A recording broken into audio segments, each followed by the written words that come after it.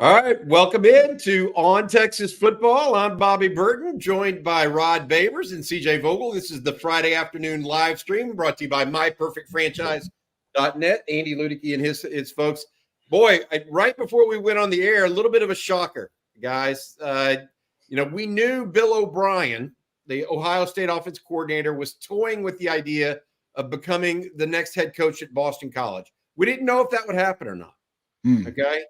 Well, it happened today, okay? Then what happened next is going to send shockwaves across college football and football in general.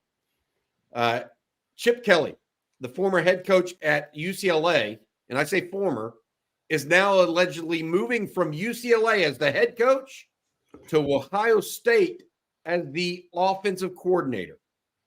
You want to talk about haves versus have-nots right now, guys? Wow. It's happening live and before our eyes. This is what's going on. There is now a stratification, a pecking order in college football, and UCLA, at least from a football standpoint, Chip Kelly saying you ain't part of it. Yeah. What do you make of this? Shocking. I think it's an upgrade, first of all. I like it over Bill O'Brien as an offensive play caller. So I think it's actually an upgrade play calling wise. But in terms of the macro effect of this and the impact of it, I mean, it truly is showing you how quickly the landscape is changing in college football. You talk about the separation of the have and the have-nots. There have been reports coming out of UCLA and their administration that they can't really raise revenue really well for a lot of different reasons, but they're having a hard time competing in the new NIL space because of revenue raising. Also, they're having a hard time with, the arms races and facilities and being able to keep up with the Joneses, if you will. And if that is going to be the case, you're going to make the head coach's job a whole lot tougher, especially going into a tougher conference, into the Big Ten. So the reports were that Chip Kelly wanted out anyway, that he was trying to interview at the NFL level with several different clubs at the NFL level. I thought that may be the escape route for him. I never in my mind thought you would see a Power 5 head coach voluntarily leave a Power 5 head coaching job to become a Power 5 coordinator. Yeah, it speaks volumes. Hey, we saw this. Maurice Lindquist, head coach at Buffalo, took an assistant's job at Notre Dame, at Alabama. So we've seen Jeff Choate went from the head coach at Montana State to an assistant coach at Texas. But to your point, Rod, head coach out of UCLA. I mean, UCLA used to be a top 5, top 10 program under Terry Donahue. Even Bob Toledo had them. I mean, what do you guys even? I don't even know where to go from here. CJ, you're a little bit younger than me and Rod. I don't know if you're less shocked than Rod and I, or did you guys like you see this coming? I mean, what are your thoughts on it? Well, I think it's interesting in the fact that it happened so quickly. We've talked about Chip Kelly wanting to move on, whether that be interviewing for the Commanders or interviewing with the Raiders, which he did twice, according to reports. It was clear that he was looking to get out. Finding that right spot for him, I think, was key. This is obviously one in which you can compete and win play for a national championship seemingly right away. Ohio State has that level of talent on roster at the moment. That's somewhere where he can compete and elevate that program to his eyes and compete for a national championship. I question whether or not it's more of a systemic California university issue. Because that's something to me where you look at Cal, and that's been a dying program. UCLA has kind of been in that same, kind of rut recently. I mean, he spent 6 years there. He struggled the first 3 years. They didn't necessarily want to continue with him. It seemed like he, found a group. He went 8-4, 9-4, whatever it was over the last 3 seasons. They just couldn't get over the hump. And I wonder if it stemmed from the support on the back end. And I think that's a little bit of it. Obviously, you talk about NIL and the challenges that come from that as a new head coach in today's world. Dante Moore being a prime example, jumping boat, going to Oregon. There's a lot there. And so I wonder if it's more from the side of California and what their kind of issues are in that system, because there's not a whole lot of, athletics first approach there in my eyes. And No. so I think that it's a combination of things. I would agree with you, CJ. The other thing you mentioned, Dante Moore, he was the highly ranked quarterback out of the state of Michigan, one of the tops in the country. He went to UCLA, even started a game. He transferred to Oregon like that. You mentioned NIL. What's crazy to me is we're talking about UCLA being a have-not right now. Yeah. They're going to get the Big Ten money. Yep. The SEC just announced, what, $51 million from the old contract per school. I think Big Ten's going to be $60 million. Where's all that money going to go, UCLA? You just going to take the money and not pay your coaches? Not pay your players? That's a good point. That's why CJ, I think, made a very astute observation. It's about the mentality on the West Coast when it comes to collegiate sports. It would seem that they just have an academic first attitude over athletics. And by the way, nothing wrong with that. I'm not criticizing that at all. We're just saying that's what it is. And so they're not planning on reinvesting that money necessarily in athletics when they get it all the time. They may invest that money in a number of different ways. And I don't think Chip Kelly can guarantee that it would be invested in the athletic department the way he wanted. So yeah, I didn't know Chip Kelly was this desperate to get out of UCLA. Right. I knew he wanted out, but this is real desperate. And it shows you what these circumstances may be behind the scenes. Well, guys, what is he going to get from a salary perspective? What was he making? Let me see. I know that's what I'm saying. I mean, he's got to be taking a haircut. Wise, right? I mean, this is crazy. I will add this, Rod. You mentioned West Coast. I don't know that it's West Coast. I think it may just be state of California institutions. I mean, Washington clearly is willing to invest. They went out and stole Arizona's coach and just went to the college football playoff. USC is not a state school. It's a private school. Private school, yeah. Oregon, you know what Phil Knight's trying to do at Oregon and has been for the better part of 2-3 decades now. The question isn't, I think it may be Cal and UCLA are the ones that are stuck here. Not and UCLA has a ticket to the Big Ten. This is crazy. Now I know they've had a lot of problems with everything from, getting enough practice room at UCLA, guys, to getting accommodations for students and all of this stuff to be able to recruit certain players. But man, what a slap in the face to UCLA's athletic department. Honestly, money's not the issue. For Chip Kelly, it had to be bigger than his own personal finances. It wasn't about money for him because according to what I'm looking at here from College Football Network, basically Chip Kelly was set to receive $5.8 million in 2023 and 2024 seasons. That changed with a new extension to $6.1 million in those same seasons from 2025 until 2027. And his buyout, apparently UCLA will have to pay Kelly $8.5 million to fire him. They did not fire him. Obviously, he left. The total amount drops to $4.27. So he was getting good money, a lot of good money, the kind of money you don't pass up really for any other situation. Like I can't see justifying giving up $5-something million for what he's going to make. Maybe $1.5 million. No, I bet they pay him $2.5 million. $2.5, probably something like that. But that's $3 million a year, Rod. To your point, you're giving up because you think you can win at Ohio State, or you dislike UCLA that much. I think that's what it is. My other theory here, and this is the theory, but Chip Kelly's been a head coach everywhere he's been since when? 2010 when he was at Oregon, when he was rolling out Marcus Mariota. Again, what he was doing at UCLA, it felt like it had run stale. There wasn't enough to get over the hump. How attractive was Chip Kelly at the time to be a head coach? To go get another competing Power 5 position. In my eyes, you just lost the strength of your defense with your defensive coordinator. He's going to your arch rival. Your 5-star future quarterback is going to Oregon.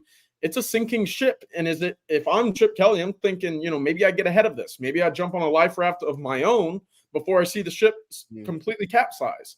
Go out to Ohio State, make yourself more attractive and appealing for a future job down the road, because we've seen coordinators get big-time jobs from other big-time programs, Sarkisian from Alabama, where normally if you leave a job in which you're fired or you leave in bad terms, you're not that as highly attractive of a coach. So I'm thinking this is a long-term play for Chip Kelly in my eyes to say, hey, I can prove to be a pretty successful, attractive coach to other programs where I wouldn't have had that, level of opportunity had I stuck out at UCLA. All right. We got to talk. I want to say thank you to our sponsor real quick, but I got something else that I think may impact the Longhorns as a result of this as well. Special thanks to Andy Ludicky, our friend at myperfectfranchise.net. If you guys are familiar with us on this Friday afternoon broadcast, we always promote Andy and his business, myperfectfranchise.net. What he does is work with people who want to own their own businesses and think franchising might be the right fit for them. Give him a call, 404-973-9901. Again, if you're thinking about getting into franchising, there's no better person to start with than Andy Ludicky. Email him at andy@myperfectfranchise.net. Thanks, Andy, for your sponsorship of the live stream each and every Friday afternoon. All right. I'll just go ahead and say it, guys. USC hired the defensive coordinator away. Johnny Nansen, the Texas linebackers coach, was on the UCLA staff and helped in 2021 and helped recruit some of these guys to UCLA. Yep. They've got 3 or 4 interior defensive linemen that are real possibilities. Nice. Now, I'm not sure if they're high-end guys or more second-tier guys. I don't know. But they have a defense. They graduated the majority of their defense. But this is just, it's unbelievable. I mean, now this is another, I don't want to say blue blood because they're clearly not a blue blood, right? If you're losing your head coach to UCLA saying they're a blue blood, maybe in basketball. It ain't in football. And I mean, you can't, it's just another school that now has another 30-day window. I mean, they're going to have to go hire somebody. Are they going to elevate? Maybe they get the USC defensive coordinator back and he becomes the head coach. Yeah. No, I think it's like the last 7-8 years, right? I think we've said this in every offseason, right? You don't see coaches leave Oklahoma, a job like Oklahoma, for another job, right? That's a destination job. You want to die on that job. That's a pine box or a parade kind of job. And yet Lincoln Riley was like, nah, man, actually in the new era of college football, I think I want to be at USC. Hell, Notre Dame, right? Brian Kelly leaves Notre Dame to go to LSU, and everybody's like, that's Notre Dame, though. You just leaving Notre. But we're in a new era of college sports. And I think the guys who are in the know behind the scenes understand there are going to be a few institutions and programs that are going to be in a more advantageous position with NIL being the law of the land and with, the transfer portal being what it is and the more player empowerment. There's going to be certain programs, guys, that are in a really advantageous position. And I think you're starting to see some of those moves reflect that. Right. And I think this is just another one. It's another move that's reflecting that, in my opinion. Yeah, it really is. All right. Oscar Elizondo has a question for us here on the super chat. How in the world does Sark compete with a program that has a play caller of that level at a program of OSU's caliber? I feel worried. Now, Sark is as good a play caller as Chip Kelly. So let's, if not better. I'm not that worried about that. What I will say is this. If Ohio State now is not the prohibitive favorite for a national title next year, I don't know who is. Georgia would be the only team because they're ahead of Texas. Is there anybody else that's even I mean, Ohio State may have had 4 first-round picks decide to come back and play a final year, Rod. What do you think? Quarterback? It's going to be Will Howard at this point.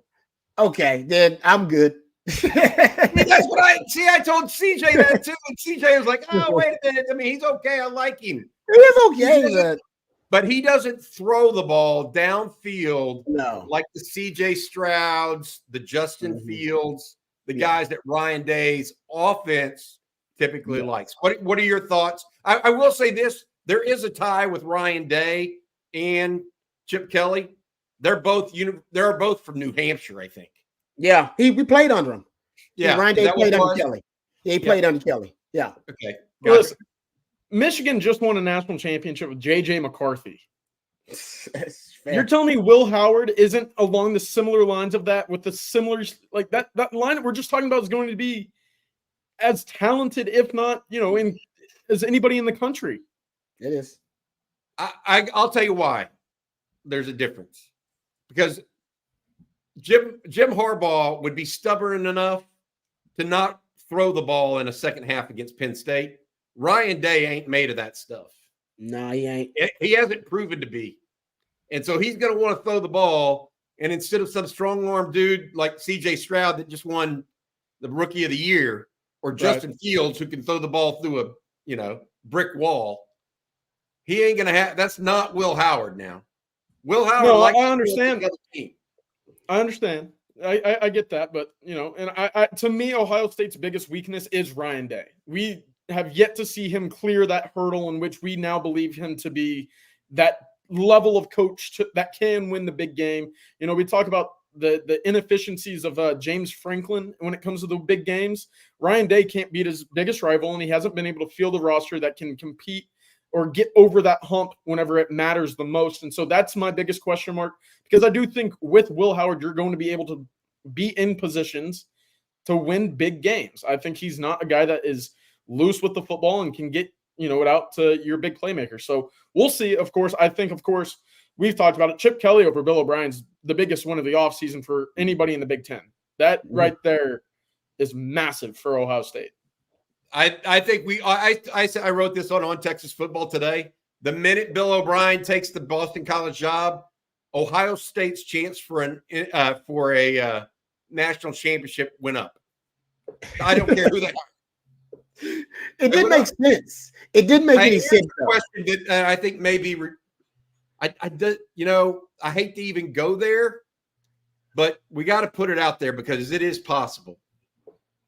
Is Chip Kelly out before there's some kind of bad news at UCLA? Oh, that could be it. I didn't think about that. Yeah. Yeah. I mean, Syracuse Hornets has a real, that's legitimate. Because there's enough things that can go wrong. Mm-hmm. And then you're subjected to losing your salary and, if you break the law, NCAA law, they'll just knock you. Yep. No, that's a good point. I agree with that. Rob, what do you think about, what are your thoughts about, all of this and just your feelings on, this looks like this tears at the fabric of college football a little bit, in my opinion. Yeah. Just like this really does. Yeah. I just think we have to saying you're different. Yeah. I just think what we thought would be who we thought would be the haves and the have-nots. I think we may get some surprises who people believe, at least the coaches in the know believe, the have and the have-not universities are going to be in the new changing landscape of college sports. Because like I said, it's going to be Texas is in a prime position, right? Texas can be right now kind of an it program with the new landscape. Because you got to be attractive. Number one, right? That's why it matters to be an it school. You have to be attractive, and not just in your location or whatever, but just the opportunities and the options available when you choose that university. And Texas has really good options right now in the transfer portal. So they can do really well in the transfer portal era. NIL space, we know Texas has a lot of good sugar daddies and sugar mamas. So, Texas right now in NIL space, they can compete with anybody in the country, in any sport, by the way. Texas wants to be the NIL capital of major college sports. That's one of their goals. And honestly, they're in the competition to do that. So NIL space, Texas can compete with anybody. And I think those two elements, and along with Texas winning games, right, continuing to basically play to the standard and really proliferate the brand with a positive imaging and a positive narrative all throughout, that's going to help you just organically recruit through traditional recruiting. They're right now, Texas in a prime position to be one of the it universities in the new landscape of college sports. And that would be tougher to do without NIL. Let's be honest, right? NIL helps Texas. Sark said this too. He said this has media availability and transfer portal. It helps us. Like we're actually in a position where we are ultimately benefiting from all of these changes. Texas is A lot of other institutions and programs, guys, they are not benefiting from it. They're not. They're hurting them right now. Hey, we just had y'all see the Tulsa head coach Kevin Wilson and what he said this week about NIL. Oh, it's a great. Y'all should play the audio. It's good. He basically he read a text message between him and a young man who was trying to. He was obviously a recruit at the time, but trying to get some NIL money out of the coach. And coach basically like, so why you need all this money? And I'm paraphrasing. He says, I got a few dogs. I got a girlfriend. I got. He's like, well, keep the girlfriend, get rid of the dogs, and come on to Tulsa. Right. And he was like, we said we don't have no NIL money here, right? We will get some soon, but we ain't got it here. So every university is not benefiting from it, man. You got to kind of forge your own path in this new era of college sports. But for Texas, guys, Texas is in the catbird seat. There's really I don't see any of these changes right now working against Texas. UCLA, obviously, some of these changes, or whatever it may be behind the scenes, is working against UCLA. I even said against Oklahoma. Oklahoma, for some reason, is working against them a little bit. When Lincoln Riley decided, you know what, I'm leaving for USC. It's like, whoa, that's Oklahoma football, man. Like, I don't even like Oklahoma football, but I recognize that it's not the university, it's not the program you just leave. All right, it's not that kind of program. But Lincoln Riley said, yes, it is. Yes, it is. I got to go somewhere with a higher upside. And basically what he was saying was Oklahoma is limited. There's only so much they can do in this new world. I'm going to go somewhere where I have unlimited potential. And I think you're starting to see more of those kind of moves. I think Brian Kelly did the same thing. I'm going to go somewhere where I have unlimited potential. Here at Notre Dame, yes, I know historically it's great, but guys, they are limited in the new era of college sports. There's only so much they can do. I'm going to go somewhere where I can do more. So I just think we're just starting to see more and more of those assertions in college sports. How much? But this is even worse than that. This is a head coach taking it. A head coach doesn't like to be demoted. He just demoted himself. That's even worse, right? Right? I mean, it is. I mean, a similar guy, a similar offensive coordinator at Ohio State just took a job at Boston College. Is Boston College a better job than UCLA? Surely not. No. I mean, surely not. Maybe it's a couple things. Maybe it's the California state system is at odds with big time intercollegiate athletics. We've kind of identified that. Maybe Chip Kelly doesn't like the state of California. That's possible. Okay. Here's another one. He and the athletic director are sideways. Oh yeah, that ain't good. Yeah. Yeah. Or something's going on and you just don't know. It could be 95 different ways, but it is not a good look. As it currently sits, maybe more comes out. Maybe Chip Kelly remains quiet the rest of his life, though, on it, and we never know. But I think we'll hear something sooner or later because this is a huge move. David Williams has a really good one here.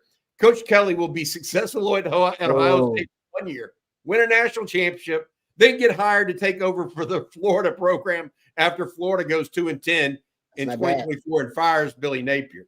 Yeah. That's not bad. He was thought to be at one time before he took the Eagles job a potential at Florida, by the way. It makes sense. I'm talking about getting that shine back on him. Yeah. I was talking about getting that shine back on you as a head coach. That's not happening to you. No one's polishing you up out at UCLA. You go make a title run. Not only are you back in the national spotlight, you're a hero because you helped get that Ohio State program over the hump offensively. Now you have the pick of the litter of the shiniest jobs in the country whenever that next coaching carousel comes around. Also, he's now inside the building now. He can be rubbing up with Ross Bjork a little bit behind the scenes. If that season falls flat a little bit and Ryan Day can't beat Michigan, maybe your replacement's already there now. Oh, no. That would be bad. That you can't let the fox in the hen house. Hey, you can't. Ryan Day's looking at it like just let the fox in the hen house. It might be happening at Baylor right now. Yeah. No, but that fox in that hen house right now. Which would be crazy. What? Man, why? If you're Baylor, if you're the administration right there, that seems too easy. That if Dave Aranda can't get it done, you can just let that guy take the job. He's already be familiar with the roster. Just saying. That'd be crazy. Yeah. They are mortal enemies. I think one of the reasons Patterson is so easily swayed to go to a competing school, whether that was Texas a couple of years ago or Baylor now, is his distaste for the Briles family. And he didn't like, Gary Patterson did not like getting fired. No one does. Yeah. Right. But Sonny Dykes, okay, you hired Sonny Dykes. The part where he got crossways, where Patterson got crossways, is when Dykes went out and hired Kendall Briles. And that's where he just had enough. I think that just from talking to people that know him, that's where it went over the top for him. Okay. He couldn't stomach that. Anything else. And so now, think about this. Art Briles and Gary Patterson had a feud, and they played it out on the field, every year. Yeah. Right. And I for him to go to Baylor, that's worse than for him to have gone to Texas. Yeah. I mean, seriously, right? I mean, one of them is at least at Texas, you're thinking, okay, it's a big state school, yada, yada. We're TCU, we're the private school. But no, you're going to another private school 100 miles down the road in Waco. Yeah.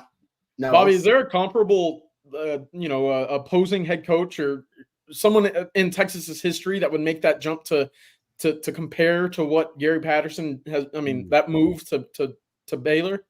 Not that was once a head coach that I can think of. Emery Ballard was the offensive coordinator for Darrell Royal. He's the man that helped invent the wishbone. He became the head coach immediately at Texas A&M, going from an offensive coordinator's role to A&M. Does that count? Not really, right? Yeah. What you're describing, CJ, is more of this, gets fired and then goes and helps the enemy. Right. Right. And I'm sure that's happened. But I can't think. I mean, there was a time when Matt Brown was going to try to get the Baylor job, by the way. When it eventually went to Matt Rule. Yeah. Whoa. I mean, so that was a very big possibility that people have never talked about before. All right. This one, the super chat from Brandon Ralston. Thank you very much, Brandon. Time to get CJ's jerky fun going. Yeah. Also good to have you back, Rod. I've got a question, though. We need to recruit elite DTs. Who are we looking at in the class of 2025? We need to nail this final spot. It's not just a final spot. The transfer portal will be the final spot for 2024. In the class of 2025, they already have a commitment from Brandon Brown out of O'Galley, Florida. CJ, they're after Zion Williams out of Lufkin. We've talked about that. Floyd Guidry over out of the Spring area in Houston. Chase Sims out of Richmond, Texas. There's guys up in the Dallas area they're looking at as well. Yep. Across the state, and even guys in Atlanta. Don't forget Josiah Sharma out of Folsom, California as well. He told me that he will be visiting in March. Texas, again, this is an important position for Kenny Baker to nail in his first cycle. You mentioned Brandon Brown in the class already. If you're able to add a few more pieces and really help establish a deep, group of depth in that room, it's going to help the move to the SEC tremendously. That way you're not always reliant on the portal to get new guys in. You can have them develop, get in your system, and acclimate well and early in their career. But yeah, it's a very important spot. Bobby, I like all those names. Zion Williams is a big one. And then I'm looking out west, Josiah Sharma as well. Got ties to the Arlington area, familiar with Texas, and very much interested in making a trip to Texas on his own dime early in his recruitment. Yeah, it's just nuts to me that Texas, all of this going on, and you're going to add the UCLA defensive lineman to this. You've already got the Michigan defensive lineman that could actually be out there. You got a defensive lineman from Arizona, which was one of them. You got two players from Alabama, whose coach left after the those guys weren't going in the portal until Saban left. Right. All of that happening post really the regular portal. Let me ask you guys this. And this is Mock Schnell. He's one of our better, more astute guys. And UCLA and Rutgers in a race to the bottom of the Big Ten. Wow. Damn. I mean, what do y'all think? I mean, is that Rutgers? They're already there. They're not racing anywhere. They actually are trying to get better with Greg Schiano. But I mean, who's in worse situation right now than UCLA in the Big Ten? I mean, your head coach just left. I tell you, I gotta shout out my roommate. He's an Indiana grad, so I've heard all about the hype and the expectations with Coach Signetti up there. They actually got Julian Lewis on a visit this past weekend, the number 1 quarterback in the 25 class. So maybe Indiana's gonna surface above. We'll see. But right now, I'd have to imagine UCLA is on that same path. I mean, to what we've seen with the Rutgers or Kansas, what they were in the Big 12. Vanderbilt in the SEC, UCLA right now, unless they knock out this hire, it just doesn't feel like there's an attraction right there when your 5-star quarterback leaves, your defensive coordinator leaves, and your head coach wants out immediately. Yeah. I mean, what's the selling point there, Agreed. They got to hit the home run hire. It's got to be a home run for them, whoever it is. Splash or no splash. They got to knock it out of the park with the hire. And that's the issue is they're doing this so late in the recruiting, carousel. Who's left? Your entire recruiting class is going to be pilfered. Absolutely. It's a horrible spot. I don't even know what to say. I mean, man, I guess, take care of your recruits and take care of your roster. This is, I will say this. One of the things I've been told is they actually have almost zero NIL at UCLA. Which is crazy. It is crazy considering they're in LA. Yeah. I will say this. It is a basketball first school. The whole John Wooden tenure there, Rod, made that into a basketball mecca. If you've ever been to Pauley Pavilion, it feels like you're walking into hallowed ground, by the way. I've done that before. And that area is a little bit different. But, man, it's crazy. It is absolutely crazy. And we think about it. All right. This is the the Friday afternoon live stream. I'm Bobby Burton, joined by Rod Babers and CJ Vogel. If you're just joining us, also brought to you by and presented by myperfectfranchise.net. If you're looking for something new to do this with your life going forward, and that means owning your own business and think possibly the franchise route may be best for you, give Andy Ludicky a shout, 404-973-9901. Andy helps people figure out what businesses are best for them in the franchise game, and then takes you through the entire process. Email him to get an idea of what I'm talking about here. Andy at myperfectfranchise.net. Thanks, Andy, for your sponsorship of each and every Friday afternoon live stream. All right, we're going to take your questions, so feel free to get them in. If you haven't heard and you're just joining us right now, we are talking about the move of UCLA's head coach to becoming the offensive coordinator at Ohio State. His name's Chip Kelly. This is one of those moves that I think people can safely say is just crazy. You're going to kind of remember this because it's the first move of its kind. Yep. Do we know of anybody that's ever gone from being a head coach at a national level school to being the offensive coordinator anywhere? I mean, no. Boston College guy was talking about going from being the head coach at Boston College to an NFL coordinator. Yeah, that makes more sense. Probably seen that before, right, Rod? Yes. Yeah. That's much more common. This is just totally different. Yeah, like I said, I can't remember anything like it at all. And like I said, I bet when it all comes to bear, I bet it'll be multifactorial. It'll be, NIL will be a part of it. The administrative support or lack thereof will be a big part of it. I think ultimately what you brought up about the AD, the report started as AD wanted to try to get him fired a couple of years ago, and that Chip Kelly was able to rally support and keep his job. But nobody wants to be constantly on the hot seat like that, worried about their job security. Even though he just signed an extension, if your boss doesn't like you, it makes things always a little awkward. If your boss, your boss doesn't like you, but he's got to keep you around. I think that may be a part of it too. So there's got to be a lot of different reasons for it. We just have never seen anything like it, and I don't know if we're going to see anything like this again. It help, but maybe it's an outlier, or if it's a trend or it's something the start of a trend, that would be troubling. I think it's going to be just more of an outlier than anything. I think Chip Kelly wanted out, and this was just how desperate Chip Kelly was to get out. Yeah, unbelievable.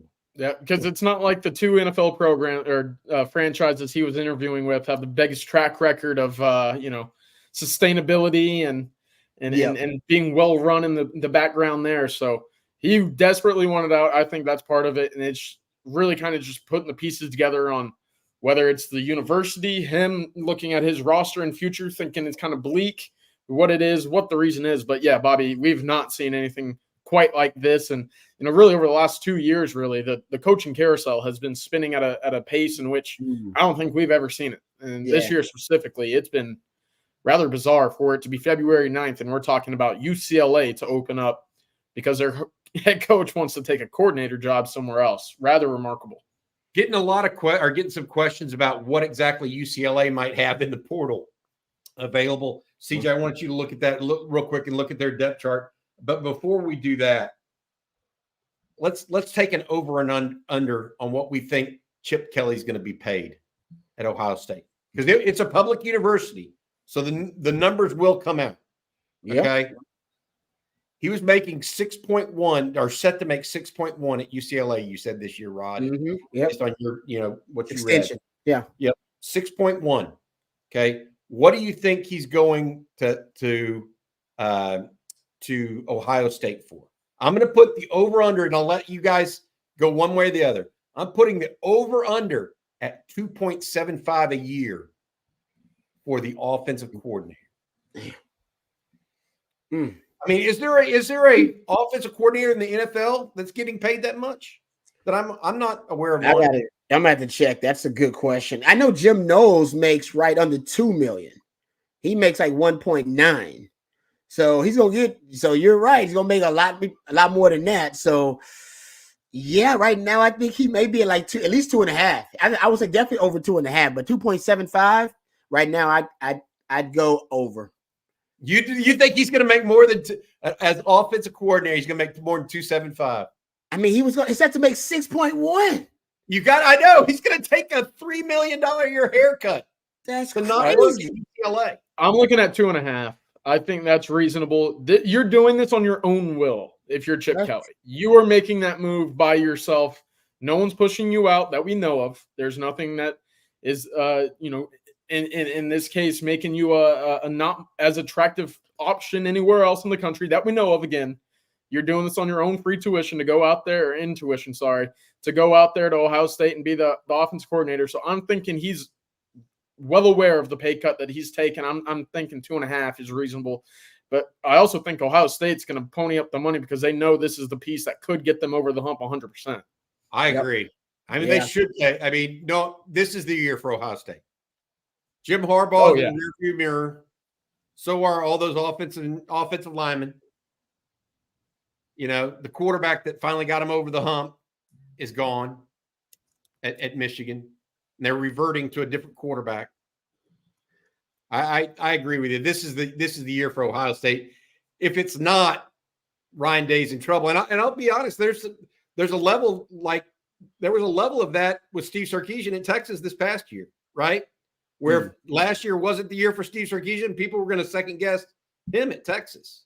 Agreed. Yeah, they're there already with Ryan Day. And somebody said this the other day. The only Big Ten team Ryan Day has lost to is Michigan. It's a big He's never lost another Big Ten team. Wow. That's crazy. Yeah. Somebody working man with a quote here. Chip Kelly was thinking there are only 1,200 people in the stadium. it's so true. It's a fair point. He's still getting paid, though. Good money. Yeah, absolutely. I mean, I did the research. Apparently, the highest paid coordinators in the NFL make between 2.5 and 3 million, but the average is about $1 million. So the average is not like as lucrative as you'd think. Yes. People are saying it's not like he's going to be broke and panhandling. No, we don't think that, but still, people can think they're wealthy because they make $150,000 a year. That same person, is not going to feel wealthy when they go take $75,000 instead. Yeah, it's a little legitimate one. Hey, CJ, your thoughts on the UCLA depth chart? Anything you've heard? I was looking at it briefly before we came on. And they've got some guys now. Whether or not they're good enough to really be great, I'm not sure. But they've got some guys that were part of the #1 ranked defense in the country against the run. Yeah. The running game was really their biggest strength this year. Obviously, the defensive coordinator had a large role in that. DeAnton Lynn was a big piece of that. Letu, obviously, he's going to go in the first round. More of an edge guy, but I was looking at Gary Smith, the nose tackle by way of Duke to UCLA. So has already expended a transfer once already. And then Jade Ty as well. 2 nose tackles that were really big pieces of the UCLA run defense a year ago. Listen, it's interesting. And, we get to see this portal reopen again for another school. Who gets to enter, who won't enter. A lot of pieces from that UCLA defense. Keanu Williams is another one that you're looking at right now, big number 99 in the middle of that defense. These are guys that all spent time in that A gap right over the center, had time over in the B gap as well. So who's going to enter the portal? I think it's worth mentioning. There's probably a greater chance now than what we have seen so far from any of the Michigan pieces. Obviously, you lost your defensive coordinator and your head coach, and it, as we've talked about, doesn't necessarily look like UCLA is going to be as attractive. Obviously, these guys aren't as talented, I would say, or as high on the big board as we've talked about with those Michigan pieces, but a lot of experience, a lot of production from these 3 guys: Keanu Williams, Gary Smith, and Jade Ty as well. So 3 guys I would keep an eye on moving forward for the interior defensive line. Unbelievable. Man. I mean, it's just they keep coming in. It never ends. You got to think. Look, you got to think Ohio State's going to take a run at some guys too. They may not. They already had one of the best portal classes in the country. Yeah. Not only Will Howard, who's a pretty good quarterback, but Keyshawn Judkins is a pretty good running back. Yeah. One of the names I was actually looking at Texas to potentially pursue, should he enter the portal at receiver, was JMichael Sturdivant out of Flower Mound. He was one of the leading receivers at UCLA over the last couple of years. He actually transferred from Cal a few years ago. So someone I was looking at could be a guy that follows Chip Kelly out to Ohio State to add to what is already a loaded, stacked wide receiving room. Unbelievable. Yeah. Well, we'll see how it goes. This one from Dennis Donaldson. Isn't it crazy how some college teams are poaching NFL coaches? Wink Martindale going to Michigan now for like positions, and other college programs are losing their head coaches for lesser positions in the college or pros. There's becoming a demarcation right now. And what's crazy to me is that UCLA wasn't supposed to be one of those. Right. Now, we knew they had lesser fan interest than other places, but UCLA got a ticket to the big dance with the Big Ten. Yep. You would think UCLA is a little higher up on that pecking order and, in that college football food chain, if you will, to not be in this situation. And for Chip Kelly, I do think it all stems from Chip Kelly wanting a new change of scenery. Again, he went 9-4, 9-4, 8-5. Lose a couple pieces, quarterback of the future departs. I think he's looking at it like maybe it wasn't the job that he had signed up for about 6 or 7 years ago, which, probably could have seen that after 3. But to his credit, turned it around a little bit. But I wouldn't have expected a move like this from a school like UCLA, maybe a school like, the Arizonas or something along the lines of that, where you're looking on the outside, Oklahoma State. Gundy's never going to leave, but those are the caliber of schools that you would have expected a little bit more movement from. When you talk about the power conferences or the power 2, those schools won't be on the inside like a UCLA was going to be. Yep. It's crazy stuff. All right. Got some more stuff to talk about here today. This is On Texas Football Friday afternoon live stream, sponsored by MyPerfectFranchise.net. Andy Ludicky and his team. I'm Bobby Burton, joined by Rod Babers and CJ Vogel of On Texas Football. Guys, a couple other questions I think came in that I think are interesting here. David Williams, if Texas can possibly get one of the Michigan DTs to solidify the defensive line and can improve their coverage, especially at safety, the Longhorns will have or be better than Ohio State in 2024. Is that Ohio State has some top end guys now at the top of the draft next year, CJ, right? That was kind of my thing. You're talking about, Bobby, the guys that returned from Ohio State this past year that could have opted for the NFL draft. Texas, had a couple. You had Alfred Collins, you had Jahdae Barron.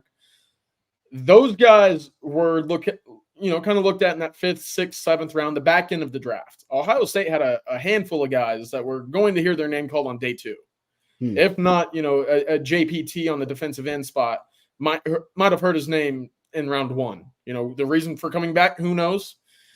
But they did come back. And I think that's the differentiator right there when you compare Ohio State and Texas. Texas might have the edge at quarterback, as we've talked about. But in terms of game-changing positions across the entire roster, I think there's deeper prospects from Ohio State's side of things in which they can go out and make a bigger impact at key positions like a JPT or, at running back. I think that Quinshon Judkins is probably a hair better than what we're seeing right now. Combine that with Travion Henderson as well. That's probably the best duo in the entire country. Oh, it's a ridiculous duo. It's a ridiculous duo.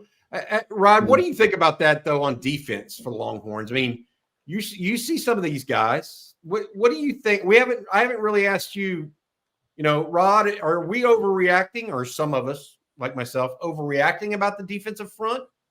Are we putting it in proper context?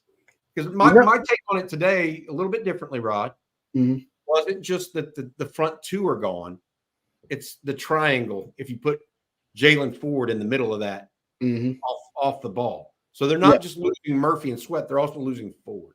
What are your thoughts? Yeah, you basically are concerned about the central nervous system of the defense, as I describe it, right? That's essentially the spinal cord of the defense, your communication center of the defense, your inside linebacker, off-ball linebacker, your safeties in the back end there. And then, of course, the stem of that is right there at your defensive tackles. And Texas has been really strong there, actually, the last couple of years. One of the best front sevens in all of college football. And this season, you just cannot replace the production and the presence you're going to lose with a Byron Murphy, T'Vondre Sweat. And then even before that, when you had the deepest potential interior D-line in the country with Coburn added to that and Moro Ojimo added to it too. So you're just going to be a very different looking defense. And I don't think you're going to be able to construct the defense and construct your game plans from the inside out like you did in the last couple of years. Now, the problem is Texas coverage really hasn't improved at all since the coaches have been on campus, right? One of the last areas where Texas has struggled and really not improved much is really the secondary and coverage, right? They weren't great in secondary and coverage in their first year, and teams, that's actually probably where they were ranked the highest, is because teams were running on them because they were so easy to run on. They had a historically bad rush defense, so everybody just ran the football on them, and you decide I didn't even need to throw. Why? I'm gonna work smarter, not harder. The second year struggled on pass defense, and obviously this third year, that was their biggest issue, right? Was their vulnerability. They were exposed in pass defense when they play elite quarterbacks. Now, you're not going to play elite quarterbacks week in and week out. All right, you're going to play maybe 2 or 3 a year. But for Texas, now we're talking about the margins between being a championship squad and just being a really, really good football team. Yeah, you want to beat 1 or 2 elite quarterbacks. And to do that, your secondary has to be up to par. Your secondary you got to have those guys who in the back end who can cover, who are not coverage liabilities, and you got to have those guys in the back end who you got confidence they can hold up in man-to-man coverage. And Texas hasn't really had that confidence yet. The belief is this upcoming season, with the addition of Makuba, with Ja'Day Barron coming back, the young guys getting a little bit better, young guys that they have brought into the program, right? Guys like Malik Muhammad, young guys like that, Derek Williams, young guys like that, and they'll improve coverage in the secondary because they're recruiting it now, and overall that will help them improve their, not really the pressure, but help them get more splash plays overall, more takeaways overall. That's the hope. But when you start thinking about it, this staff has done an unbelievable job of development. They really have. But one thing they have not developed is coverage, because you can't. You just got to have guys back there that know how to cover. Think about it. Linebackers got better. All linebackers got better. D-line got better. Did the secondary get much better? No. You just got to add in guys that can cover in the secondary, which they're doing. Derek Williams, Malik Muhammad. They're going to add in Makuba. That's going to improve the secondary. It took them a couple of years to figure it out, but you can't coach everything, baby. Can't do it. You want to recruit some things, and then you can coach up other things. And now I think they know what that is in the secondary. Got to mention one other thing. I when I was mentioning those Ohio State transfers, Rod, I forgot Caleb Downs. Oh, the freshman safety from Alabama that you love that transferred up there. Yeah. Another name as well. The center. Hey, another name in the chat, guys. That's worth a listen. Somebody's saying, how about David Shaw to UCLA. His son is a sophomore wide receiver. Ooh, I like that. That is good. That's good. Yeah. That's All a right, guy man. that he's not really worried about the NIL and all the off the field issues, the support from the administration. He worried about coaching the football team up, and he's used to doing that with limitations because of his time at Stanford. That's brilliant. That's brilliant. He didn't do a great job of that, though, late after he ran through Harbaugh's players. That's true. So That's true. I don't know if it's great. Hey, we got about 10 minutes left. I wanted to bring this up. Obviously, it's the Super Bowl, but I want to backtrack because, Rod, this is something we talked about this morning on Coffee and Football. The University of Texas now has 6 men in the Pro Football Hall of Fame. Yep.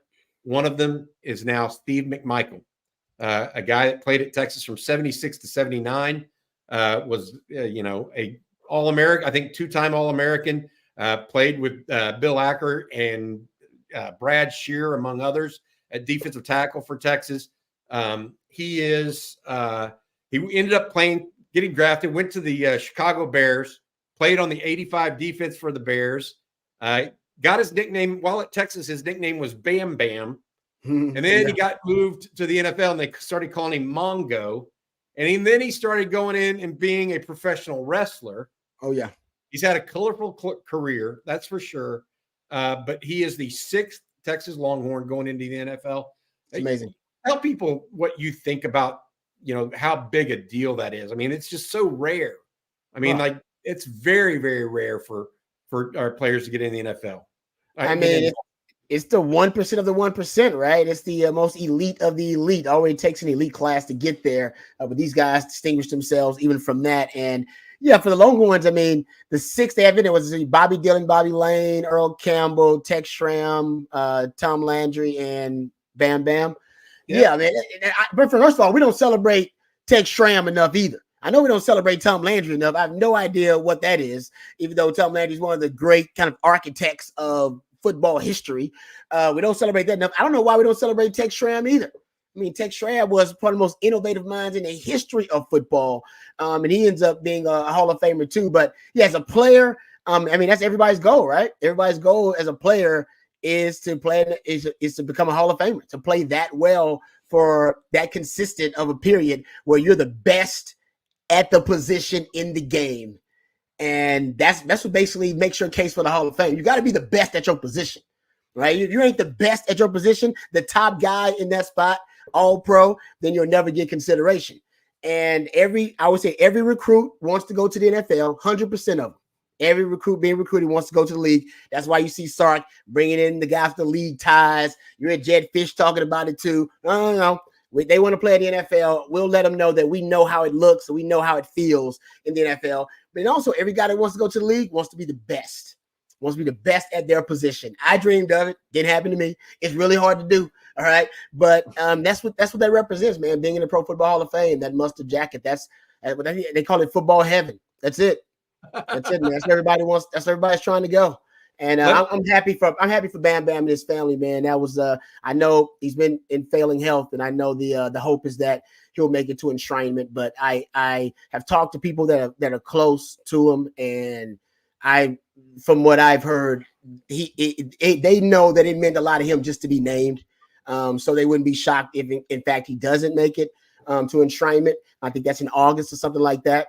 But he's been, a lot of people think he's been holding on just for this moment. A lot of people that think he's been holding on, fighting for this moment. And man, that's touching. It is. Yeah, it's awesome. I talked to Les Koenig this morning. I don't know if you remember Les or not, but he played for Texas in the late 70s. Then went on to become a coach. He was an assistant coach in Texas, offensive coordinator at A&M and Mississippi State under Dan Mullen, Alabama and A&M under Dennis Franchione.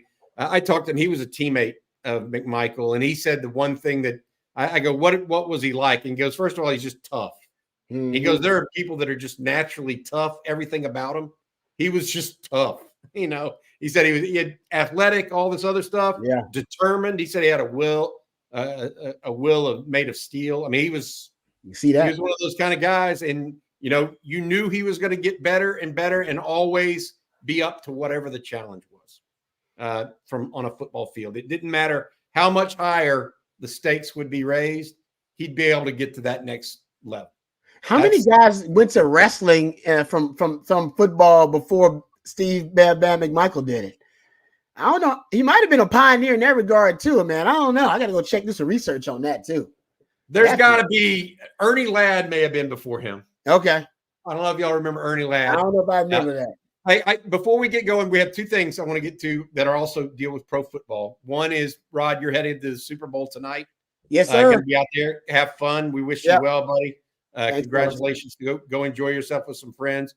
So I want to talk about that game. But before we get that, I want to ask you about who you think maybe the next Longhorn in the NFL might be. Oh, the Hall of Fame? Yeah. In the Hall of Fame. Yeah. That's good. The next one will probably be Earl Thomas. Over Jamal Charles? Jamal probably should get in, but I gotta go look at his stats. But he got the all-time. I mean, he's got the all-time record for yards per carry ahead of Jim Brown. So he probably can get there. I know Earl's gonna be in. I just don't know when. And what's hurting Earl right now, maybe some of the off-the-field issues that he's currently dealing with now. So that'll probably hurt his candidacy a little bit. But there's no denying. You talk about who's the best at their position in the game for an extended period of time. He was the best safety in the league for about a 3 or 4 year period. Mm-hmm. The Legion of Boom was kind of built on his ability to be a center fielder and be able to reach sideline to sideline, that unique ability. So I do think Earl's got a really good chance to get in, just based on, like I said, the best at their position for an extended period of time. But you're right about Jamal Charles. I got to go look. I don't know if Jamal Charles was ever considered the best running back in football, though. That's and most fair. Explosive, most dynamic. Was he ever the best running back in football, period? That's the question. I don't know. I don't know. Question. Hey, another person, old timer, mentioning Tommy Nobis should get in at some point. I know they've been doing him dirty for a while. I don't know if he's gonna ever get in. And I'm with you. That's sad. Yeah. Yeah. There's a lot of names like that with Texas. CJ, who do you think is next? Earl, to me, has that extended amount of prime, as Rod was referring to. You know, he's a 3-time All-Pro, 7-time Pro Bowler, won a Super Bowl. Was really one of those key pieces in which kind of changed how defense is played now. If you want to get kind of technical with the Legion of Boom, that cover 3 that we've seen implemented so deeply throughout the NFL and even into the ranks of some of the college ball. Earl's a good one. I do think Jamal should be a Hall of Famer. I don't think we'll see it right away. I think he'll be one of the – if Antonio Gates wasn't a Hall of Famer this year, there's some issues and some hurdles that you have to go through in which to become a Hall of Famer. And a lot of that's politics. A lot of that is how much is your franchise going to push for you to be in. We've seen that a little bit with Eric Allen at the Eagles. You don't hear a lot about him because he's an older guy. Yeah. You compare his stats and what he was able to do, back in the day, that guy's numbers compare with Deion Sanders in terms of what he was able to do with taking the ball away. And not many other guys are able to do that. So the NFL voting is interesting to me. Jamal had that prime, but it wasn't over a duration of time in which he was a surefire pick in my eyes. If it's not either of them, it's Justin Tucker. Oh, yeah. Damn it. You're right. It's Justin Tucker. But he's going to play. He's probably going to play another 5 to 8 years. Well, that's the thing. Yeah, we might not know when. The toe don't get tired, man. Yeah. The toe don't ache like the body does. Yeah. That's a good point. How long did Phil Dawson kick? 20 years in the league? Yeah. No, you're right. He's got another decade, maybe. He's the best of all time. That's true. All right, let's talk about the game. CJ, I'll start with you. Who do you got? I think it's the line is the Chiefs by 4. Pick the winner and the score. I've got the Chiefs. I think it's going to be I hope it's a high-scoring game just because that's, more fun for everybody involved. Mm-hmm. But I do think it'll be a low-scoring game. I think possessions are going to be drawn out. The Chiefs have proven that over the past couple of weeks in the postseason. They like to have 7, 8, 9-minute drives whenever they have the ball because, of course, the ball's in Patrick Mahomes' hands, and you'd rather have that than anybody else in the world. So I'm going Chiefs probably 24-20, I think feels fair. Chiefs defense has been superb. And I'd like to see if Brock Purdy can do it again because right now, Brock Purdy versus Patrick Mahomes, albeit he's had a tremendous season, feels like a tremendous mismatch at the most important position on the field. I'm going Mahomes to get another and chip away a little bit at that greatest of all time title. What about you, Rod? Yeah, I mean, it's picking against Patrick Mahomes is just a fool's errand, especially in playoffs and clutch time. So it'll be tough, but I'm emotionally tied to this game. And I know one thing that I cannot really resolve is the desperation and the obsession I know my man Shano's had with winning a Super Bowl. He's been coaching in 2 of these things. He's been up double digits in both of them. Guys, I cannot tell you how maddening that is for Shano. It is driving him crazy. It's also driving him crazy that Sean McVay, who started out coaching with him, got a Super Bowl before he did. Like, these are things I'm telling you that's driving this guy. And I know his obsession. I do. I know Andy Reid and Patrick Mahomes too. So I'm going to side with the obsession just one time. I'm going to say my boy Shano pulls it off, because if he don't, he's not going to be in a good place. And I don't want to be around to celebrate with him. Oh, man, he's not going to be in a good place mentally, guys. I'm telling you. And so I think this is his moment. I think he understands if he doesn't win this one now, man, it's only going to get tougher and tougher. It really is. And I think Brock Purdy, even though Brock Purdy's not an elite quarterback, I'm not saying that. I'm not throwing it out there and having that discussion, but he has shown the ability to have the clutch gene and to make plays in critical moments, clutch plays. That's what Shano's offense has been missing, because they're a front runner. He gets double-digit leads, yet his quarterbacks can't make plays in clutch time to close out the game. I'm saying this quarterback does that, makes plays in clutch time just enough for them to find a way to win the game. Yeah, picking against Patrick Mahomes is foolish, but I'm going to do it this time because I got to pick my boy Shano, baby. I got it. He needs as much good mojo as I can give him. Rod, I'm going to root for you because I like you, but I think the Chiefs are going to win this one, buddy. I know everybody does. I would say this. Your comment about Brock Purdy rings true for sure, right? I think the other thing he does it often is with his legs. Yes. Not always. It doesn't have to be just this one-sided guy. It could be actually his legs as well. So, all right. That's going to do it for this afternoon's live stream. CJ and I will be back tomorrow morning. We got a little Saturday conversation coming about the SEC and what the schedule looks like there. Some interesting takes that CJ's kind of run down. Got some other stuff as well. There's a baseball preview coming out. If you really like the Longhorn baseball team, Blake Monroe sat down with Drew Bishop, the former operations director at the University of Texas baseball program. Knows those guys really, really well. And he talked with them, talked with Drew for about 15, 20 minutes. We're going to have that this afternoon as well. So you guys hang out, have fun. And Rod, you travel safely, buddy. I will, brother. All right, hook 'em.